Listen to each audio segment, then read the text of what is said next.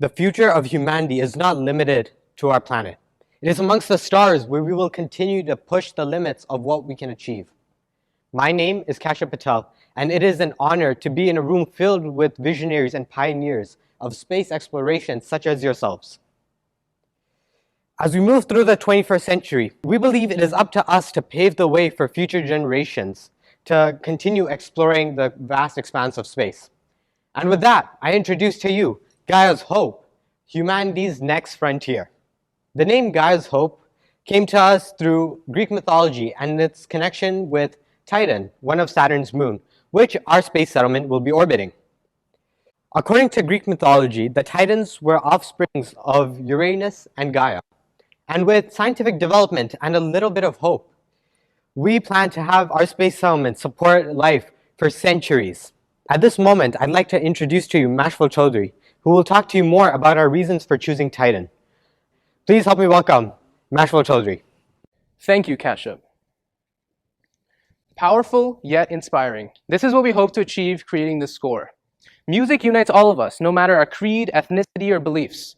However, finding the right chords with the right notes was a grueling process. However, the final product promises to be an anthem worthy of the people of Gaia's Hope. Now, why did we choose Titan?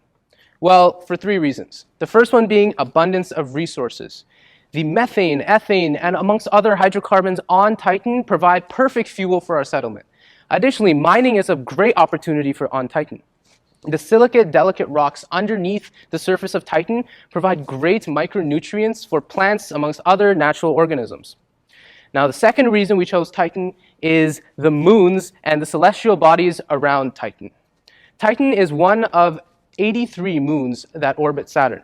This means there are 82 other moons where we could store equipment, resources on that we cannot on the settlement nor Titan. Now, the third reason that we chose Titan is for the opportunities of energy sources that we could utilize from Titan. There are three of them. First one being solar power, the second one being wind power, and the third one being hydroelectric dams. For these three reasons, Titan makes the ideal planet or moon to orbit around for our settlement. Thank you, Mashful.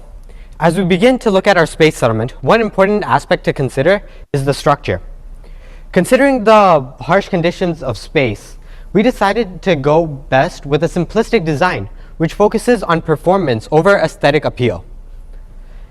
And so, we decided to go with a cylindrical shape with a dome at front. The dome will house data servers, which will be protected by a 1 meter dense layer of shielding. The cylindrical part will be divided into 7 sections, which consists of 4 residential areas, 1 government or work district, a loading dock, and an engine room. The workplace district will consist of government buildings, will have waste management, and be in charge of food and water production for our space settlement. The architecture for our city is based off of the Saudi Arabian project known as The Line, which suggests that everything needed on a daily basis should be accessible within a 10-minute walk, meaning the city is compact. And so each residential level will be split up into 10 sections.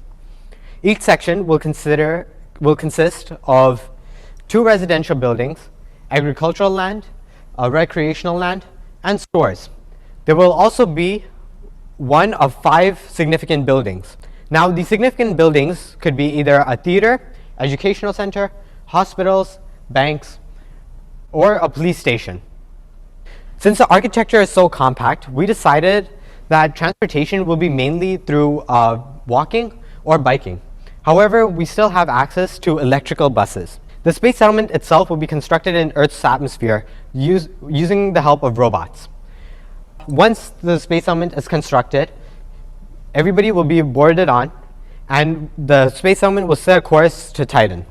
And now I would like to introduce to you Matei and Ruhaim, who will talk to you more about the lifestyle on our space settlement. Thank you, Kashyap.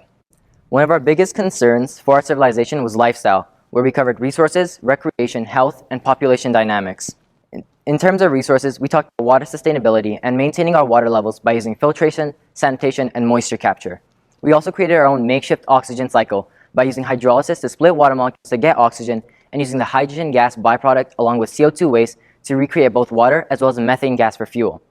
In terms of healthcare, we looked at the highest proportions of doctors and hospital beds to population ratios, and we outdid them by a very large proportion. In our society, we hope to maintain 15 doctors and 50 hospital beds per 1,000 people in our civilization to ensure to prevent any common healthcare insufficiencies and inequalities. Now I'll pass it over to my friend Matei to talk more about what we did in lifestyle. Thank you, Ruhaim. At Gaia's Hope, we understand the importance of a work-life balance, which is why citizens will work 4 days a week with 8-hour shifts, and they will get 10 holidays for any cultural or religious purposes. Recreational activities will also be heavily promoted throughout society, so citizens can have a strong community relationship. Mental health resources will also be vastly promoted, such as meditation rooms, affordable therapy, and the education of mental health itself. Speaking of education, at Gaia's Hope, education will be publicly funded from preschool through university. The curriculum will be modified for the skills required for the occupations on the settlement itself. Technology will be also heavily incorporated into the settlement.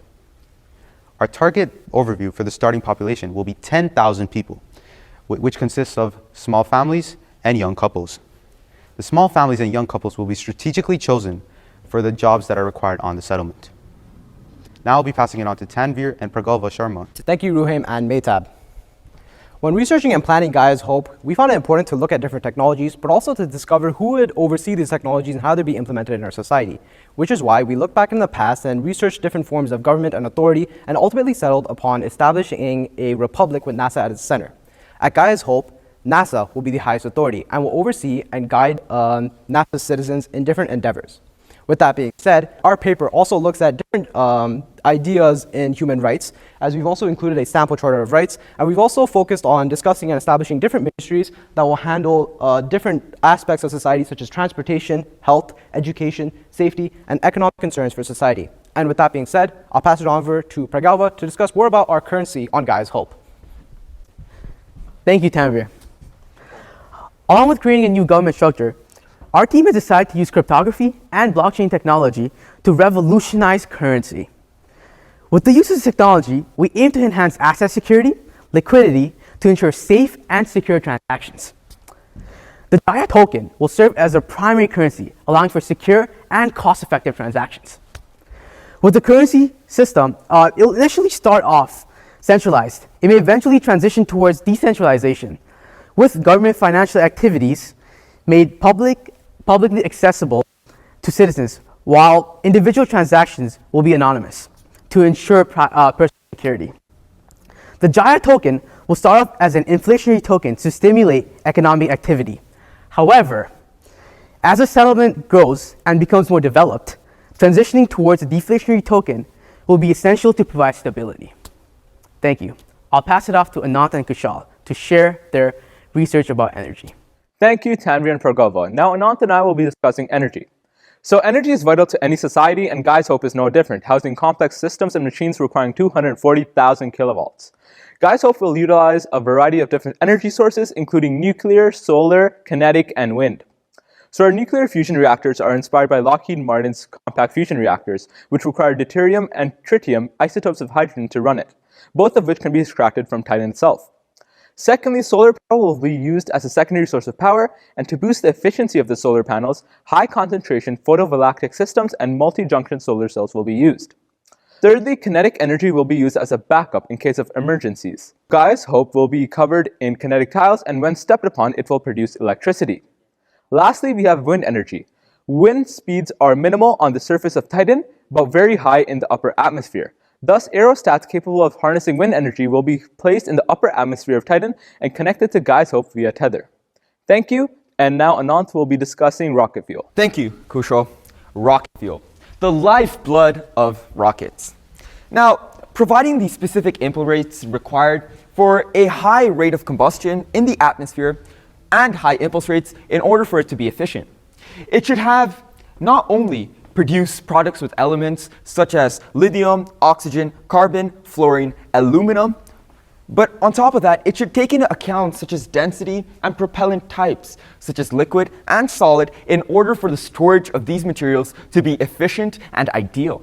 Moreover, it is essential to consider different successful launches, as well as different reports that came from reputable space organizations, such that we were able to create such a diverse amount of research that can be aided in order to find the ideal fuel.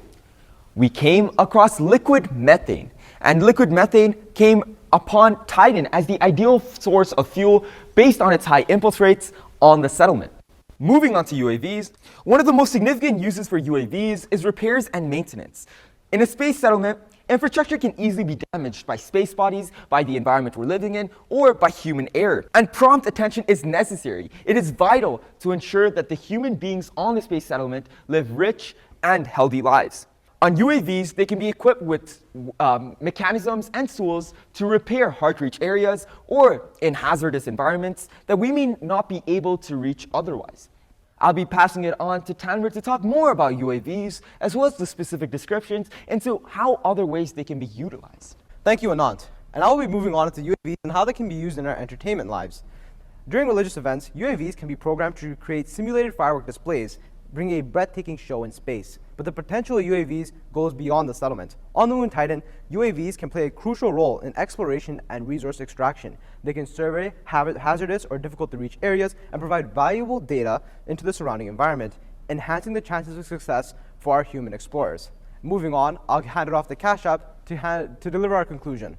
Our presentation today was just a brief insight to the months of hard work and dedication towards this project. And so feel free to come to us with any questions that you have in the conference hall after the track session. Thank you so much for listening to us, and it was an honor presenting in front of you.